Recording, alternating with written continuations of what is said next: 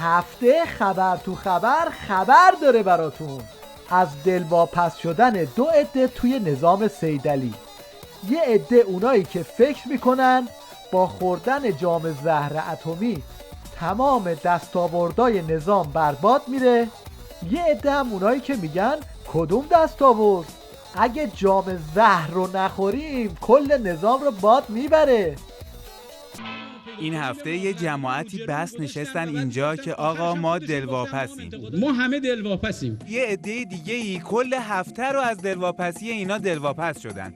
نشستن و پا شدن و گفتن و نوشتن که اصلا شما چه حقی دارین دلواپس بشین. فقط یه چیزی نمیشد اینا وقتی احساس نگرانی کردن یه کسی یا صاحب منصبی رو تو وزارت خارجه دعوت میکردن بیاد از دلواپسی درشون بیاره. یا مثلا نمیشد مقامات وزارت خارجه یه توکه پا میرفتن تو گرده اینا و میشستن پای درد دلشون. دلواپسی همو بگیر از من. این 2 گروه دلواپس تو همه جا در حال دعوا با هم دیگر. دعوام بر سر لحاف ملا یا همون راهکار برای حفظ نظامه، از جام زهر اتمی گرفته تا آرم توی پرچم. عده‌ای خیال می‌کردن نماد شیر و خورشید در میان پرچم ایران یک نماد سلطنتیه، اما این گونه نیست. شیر نماد حضرت علی علیه السلام و خورشید نماد حضرت محمد صلی الله علیه و تنها تاجش مربوط به شاه بوده. اگه به من باشه هلال احمر رو تغییر میدم و شیر و خورشید رو جایگزین اون میکنم.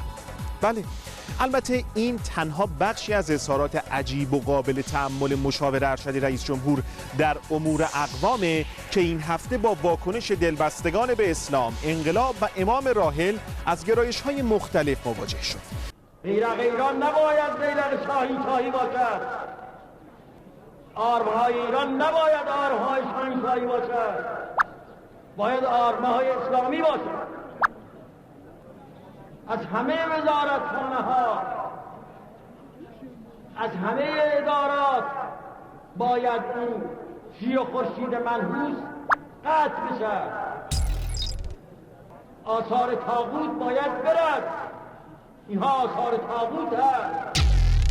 گاهی اوقات این دعوا رو با فیلم‌های آرشیوی امامشون فیصله میدن، گاهی هم که تو برنامه زنده فیلم آرشیو در دسترس نیست میرن تو کار فحش و حرف بی‌تربیتی.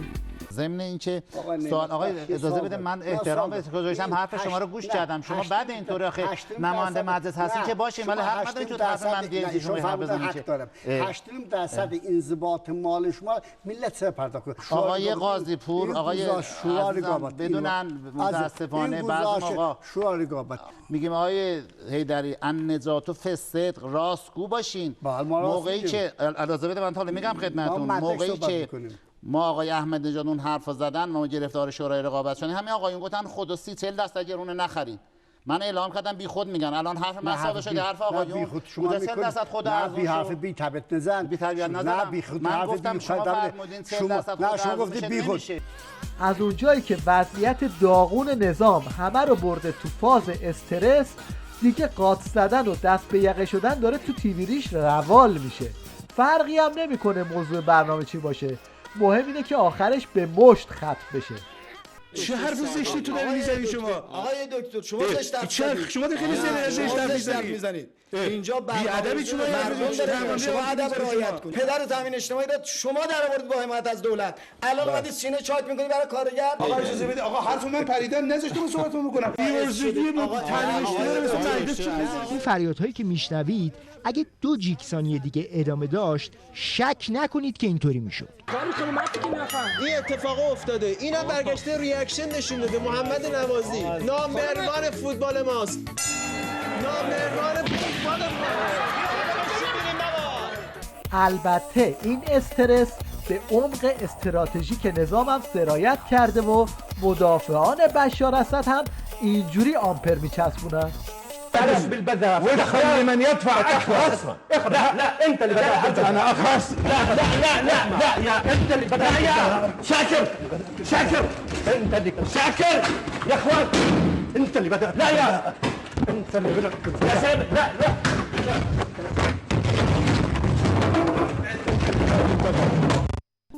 کمترین آثار این بزنای علنی تو بالای نظام متغیر شدن و ریزش تو پایین نظامه. الان جنگ نرمه. ما قدیم تفنگ برمی داشتیم شلیک میکردیم به دشمن و میدیدیم که رفیقمون تیر میخوره، ترکش میخوره، از پا در میاد. ولی الان اینطوری نیست. تو میبینی تیر گناه میخوره رفیقت یه دفعه دیگه هیئت نمیاد، دیگه کلا فضا رو میذاره کنار، متغیر میشه. رفیقتو زدن با تیر ولی تو با تیر رو ندیدی. خود رفیقت هم نمیبینه دارن میزننش و حرف تو رو گوش نمیده. در مقابل ریزش در جنگ نرم، تنها راهی که برای بسیجی‌ها باقی میمونه مسابقه سیلی زنیه تا برای کتک‌هایی که قراره بخورن آماده بشن.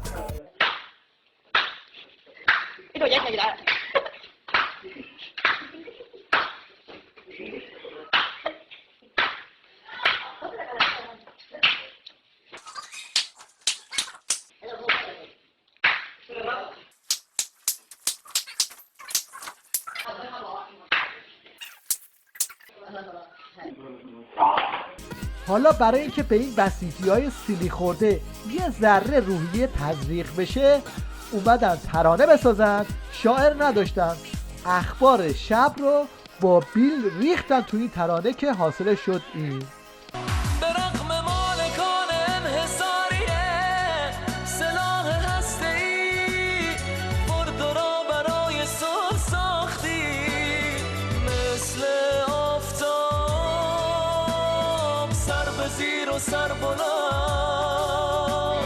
در واقع با این ترانه ها میخوان به بسیجی ها دلداری بدن که ما داریم هنوز خط هسته‌ای رو ادامه میدیم. ما آپارتاید هسته‌ای رو زیر بارش نمیریم.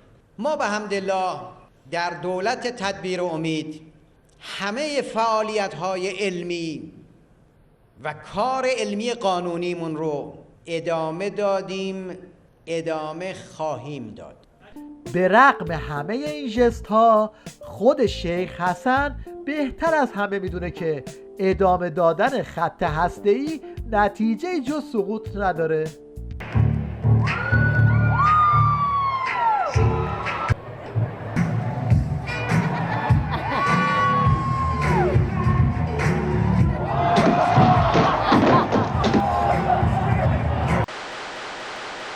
اخیراً حجت الاسلام زغال فروش واسه آخر و عاقبت جمعی آخوندهای حکومتی یه فال گرفته که بهترین گزینه برای شروع مشنگستان این هفته است. کنار هر کسی قرار بگیریم زشتی و جز سیاهی و روسیاهی چیزی به بار نمیاد و زود هم ما رو محو میکنند و نابود میکنند و از بین میبرند. حالا اون دسته از آخوندایی که به فال و این حرفا اعتقاد ندارن میتونن شرح حال خودشون و نظامشون رو از زبون این حاجی اوراق بشنون. این عمر مثل جریان آب داره از دست میره، داره ذوب میشه. عمر داره ذوب میشه، نه اینکه مالمون از دست میره. خودمون داریم از بین میریم، خودمون داریم از زائل میشیم، رو به هلاکتی. دیدی اوضاع من از همه خرابتره. همینه دیگه، وقتی فشار تحریم بالا میره این آه و ناله ها و گریه‌زاری ها دیگه مینیمومه. تازه اینا که چیزی نیست. این یکی مشنگ عمامه دار به قدری تو تحریما گیر کرده که حتی خدا رو هم تحت تحریم میبینه. میگه مواظب باشید زیاد دعا نکنید چون خزانه دنیا هم خالیه. دعای من با دعای شما گاهی استکاک داره. من میخوام شما هم میخواید. یه مسابقه میخوان یکی پیروز بشه، خب مسابقه یه نفر میزنه جلو. خب کنکور یه عده‌ای هستن میتونن وارد کرسیای دانشگاه و کرسی دانشگاه رو اشغال کنن. درسته؟ یک حدی داره. خب هم من دعا میکنم، هم شما، هم دوستان تصویربردار در اینجا، خب همه با هم دعا میکنن. دعا بله هم بزرگوار. دعا استکاک داره. درست. دعاهای دنیوی چون امکانات در دنیا محدوده، پول در دنیا محدوده، طلا و نقره دنیا محدوده، امکانات شغلی دنیا محدوده. من دعا میکنم، از سالی هم دعا میکنم، دوستانم دعا میکنن، خب به هر حال بایستی خداوند اینا رو در نظر بگیره. با توجه به نزدیک شدن 1 سالگی دولت اعتدال و تدبیر، بریم ببینیم وضعیت تئاتر و زندگی مردم چقدر تغییر کرده. یک بازیگر تئاتر گزارش میکنن 20 نفر اومدن کار ما رو بشینن ارزیابی کنن. خدای من شاهد، من فکر کردم اومدن اورانیوم غنی کنن با 5+1. با 11 میلیارد بودجه ما چیکار کنیم؟ هزینه یه دونه سریال نیست، کل بودجه تئاتر مملکت. اگر این شرایط بود که الان هست، من فکر می‌کنم نمی‌شدم. یعنی صبح بلند می‌شدم از خواب ببینم دلار چنده، ای وای خوابیدم 2 ساعت بعد سکه شد 2 میلیون. میدونی اصلا فراموش می‌کردم. نشده 2 میلیون این میشه دیگه، بالاخره فرقی نمی‌کنه. 3 سال پیش بود 400. الان اصلا همه فکراشون این شده که وای دلار چقدر شد، وای ترس از آینده، وای نمیدونم. واقعا سخته، یعنی زندگی داره سخت میگذره. یه عمر تو سینمای ولایت تصویر پاسدار رامبویی تبلیغ کردن ولی هیچ خریداری نداشت. الان این آخر کاری تنها نونی که از جبهه میتونن بخورن اینه که ازش فیلم کمدی بسازن و به ریش همدیگه بخندن. مبتکر این شیوه هم کسی نیست جز ده کپکی. شما به چه عجله داری؟ بذار پسرت داره دینش ادا کنه، شهید میشه، بعد شما بیا. یه بار دیگه حرف بزن که تو بگو عرض کردم پسرت شهید شد. عرض کردم که پسرتم که شهید شد. خودت شهید تیکی دیکشی برید حرف دهنتو بفهم. حرف دهنتو بفهم شهید شد.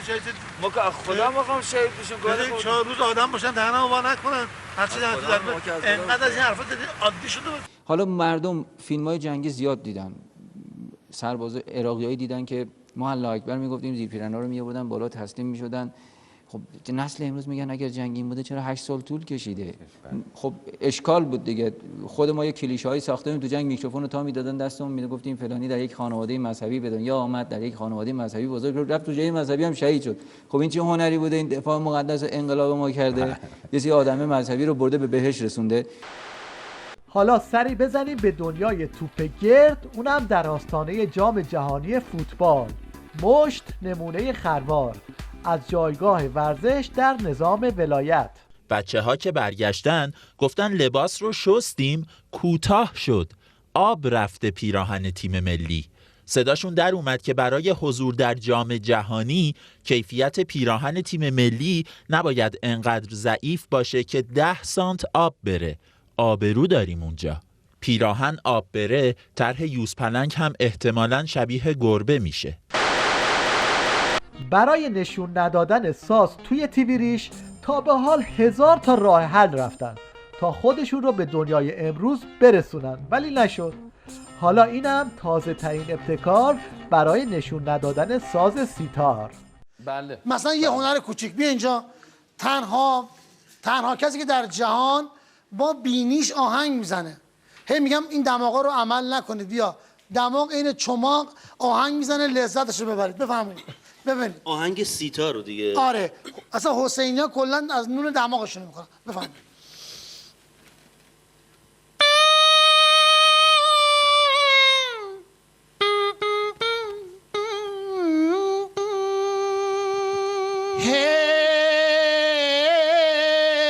اون چی میگه؟ آقا برنامه است. توی این مراسمم یه عده ابتکاری آوردن برای اجرای رقص محلی زیر عکس خمینی گوربه گوری و سید علی وافوری. از چهره‌های متناقض اجرا کنندگان این ایده میشه فهمید که چقدر از خلق این اثر هنری دارن لذت میبرن. کجایی با دست پینه بستن، تن پوش پاکی اون لباس زرد و پستن، زمین همش مال تو، سهم تو بیش از اینه، باور بکن سهم ما فقط دومت زمین. این مجری تیوی ریش که اسیر کلیشه مجری مهمان موضوع شده همش زور میزنه که یه جوری یه ابتکاری بزنه تا یه بیننده‌ای برای برنامهش دست و پا کنه. اما از اونجایی که گوریلی مثل این حاجی دوب دوب دیس دیسو با یه من اصلم نمیشه به خورد بیننده داد، نتیجه نوآوری این مجری میشه گیر دادن به دکمه لباس. خوبی؟ الحمدلله. حالت خوبه؟ شما دعا کنید خوب میشین. سلامت باشید. یکی دو هفته به چشم من خیلی بیشتر از قبل میایین. چرا یه ذره خوش‌تیپ‌تر به نظر میاد؟ چشمتون زیبا میاد. سلامت باشید. این یقه دگمه‌تون دو دگمه این درست شده. آره خیلی ایراد میگرفتن که چه یقه باز میره خلاصه. الان خیلی قشنگه. حالا این دو تا دگمه داره که منافاتی با سادگی نداره که آقا. نه فکر نمی‌کنم. نه چون یکیش همینجوریه. خب عرضم به حضور شما که بالاخره یه مقداری سعی می‌کنیم که از اون کلیشه‌ای بودن برنامه خارج کنیم که مذاقتون بشینه دیگه. برنامه سعی می‌کنیم موضوعات مختلفی هم که مطرح می‌کنیم همینجوری راحت و صمیمی باشه و آقا چون اجازه میدن ما اینجوری گستاخی می‌کنیم یه موقع یه چیزایی میگیم. رقابت فشرده مجری‌های تیم ریش در مسابقات سود زدن همچنان ادامه داره. ظاهراً این یکی قصد داره هر طور شده رکورد مجری قبلی رو بشکونه و عنوان سوتی لیدی رو از آن خودش کنه. همونطور که دیدید امروز علاوه بر کرایه تاکسی قیمت بلیت اتوبوس و مترو هم گرانتر شده. این در حالی است که استاندار دیروز گفته بود که فعلا قرار نیست در اتوبوس رانی و مترو افزایش قیمت داشته باشیم. الان آقای سانندجی فعلا یه فرصت مدیر عامل شرکت اتوبوس رانی پشت خط اخبار تهران هستن تا برامون از این افزایش بگن. آقای سانندجی سلام، مگه بر اساس ارتباط برقرار نشده خانم؟ ارتباط ندارید؟